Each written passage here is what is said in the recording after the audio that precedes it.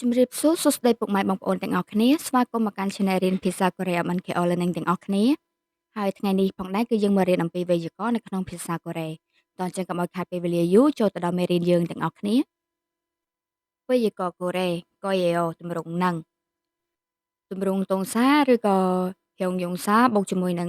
ឬក៏រៀលកូយេអូគឺជាទម្រង់អនាគតកាលហើយប្រើដើម្បីបញ្ជាក់ពីគម្រោងទៅអនាគតឬក៏បំណងចង់ធ្វើអ្វីមួយក្នុងពេលអនាគត របៀបប្រើវេយ្យាករណ៍នេះគឺកិរិយាសព្ទឬគុណនាមដែលបញ្ចប់ដោយស្នាក់ឬក៏រីអ៊ឹលយើងប្រើរៀលក៏យេអូបើសិនជាពាក្យនោះបញ្ចប់ដោយព្យញ្ជនៈយើងប្រើអ៊ឹលក៏យេអូ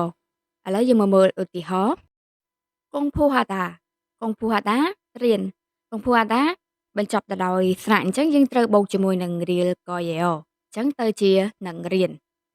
សាតាសាតាក៏បញ្ចប់ដោយស្នាក់ដូចគ្នាអញ្ចឹងយើងត្រូវបូកជាមួយនឹងរីអ៊ឹលក៏យេអូទៅជាសាល់ក៏យេអូប្រែថានឹងទិញមុកដាមុកដាគឺបញ្ចប់ដោយព្យញ្ជនៈអញ្ចឹងយើងត្រូវបូកជាមួយនឹងលឹលក៏យេអូទៅជាមុកគិលក៏យេអូប្រែថានឹងញ៉ាំអ៊ីបតាអ៊ីបតាស្លៀកពាក់អ៊ីបតាបញ្ចប់ដោយព្យញ្ជនៈដូចគ្នាអញ្ចឹងយើងត្រូវប្រើទៅជាទម្រង់អ៊ឹលក៏យេអូអ៊ីពុលក៏យេអូប្រែថានឹងស្លៀកតោះអញ្ចឹងឥឡូវយើងមកមើលប្រយោគសន្ទនាម្ដង Hewe yo hengel kada ប្រយោគនេះគឺយើងបកថាធ្វើដំណើរកម្សាន្តទៅក្រៅប្រទេសអញ្ចឹងនៅក្នុងប្រយោគនេះយើងធ្វើវាឲ្យទៅជាទម្រង់អនាគតកាលអញ្ចឹងគឺទៅជា Hewe yo hengel kalkoyeo អញ្ចឹងប្រយោគនេះគឺយើងបកថាខ្ញុំនឹងទៅដំណើរកម្សាន្តក្រៅប្រទេស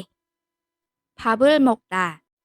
អញ្ចឹងប្រយោគនេះយើងបូកជាមួយនឹង koyeo ទៅជា Pabul mokil koyeo ប្រែថាខ្ញុំនឹងញ៉ាំបាយទម្រង់ឬក៏ real koeo គេប្រើដើម្បីបញ្ជាក់ពីការប៉ាន់ស្មានឬសន្មត់រឿងអ្វីមួយថានឹងបានកើតឡើងនៅពេលអនាគតដែរដែលករណីនេះគេអាចប្រើជាមួយនឹងកិរិយាសព្ទក៏បានប្រើជាមួយគុណនាមក៏បានដែលជាទម្រង់សន្មត់តោះអញ្ចឹងមកមើលឧទាហរណ៍ឈុតតាឈុតតាល្អទៅជាឈូហឹកក៏យេអូប្រថានឹងល្អភីសាដាប្រថាថ្លៃយើងធ្វើវាទៅជាទម្រង់ក៏យេអូហ្នឹងទៅជាភីសាក៏យេអូប្រថានឹងថ្លៃគឺយ៉ងហွာកាឆេមីស័យអូប្រថារឿងភាពយន្តនោះល្អមើលអញ្ចឹងប្រយោគនេះគឺយើងដើម្បីឲ្យវាទៅជាទម្រង់សន្មតមួយនៅពេលអនាគតកាលយើងត្រូវថែមអាម៉ាអញ្ចឹងប្រយោគនេះគឺយើងធ្វើវាទៅជាអាម៉ាគឺយ៉ងហွာកាឆេមីស័យអូប្រែថារឿងភាពយន្តនោះប្រហែលជានឹងល្អមើល주말에는 시장에 사람이 많나요? ថ្ងៃចុងសប្តាហ៍នៅផ្សារគឺមានមនុស្សច្រើនអញ្ចឹងយើងធ្វើវាឲ្យទៅជាទម្រង់សន្មតនៅអនាគតកាលអញ្ចឹងយើងថែមអាម៉ាដូចគ្នាទៅជាអាម៉ា주말에는 시장에 사람이 많을 거예요 ដែលប្រែថា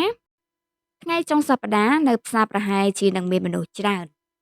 ចាមេរៀនយើងថ្ងៃនេះគឺមានតែប៉ុណ្្នឹងទេហើយក៏អរគុណច្រើនសម្រាប់ពុកម៉ែបងប្អូនទាំងអស់គ្នាដែលបានតាមដានទស្សនាវីដេអូនេះហើយប្រសិនបើបងប្អូនចូលចិត្តសូមកុំភ្លេចជួយចុច Subscribe និងដាក់សញ្ញាកណ្ដឹងដើម្បីទទួលបានមេរៀនថ្មីៗនៅក្នុងវីដេអូបន្តទៀត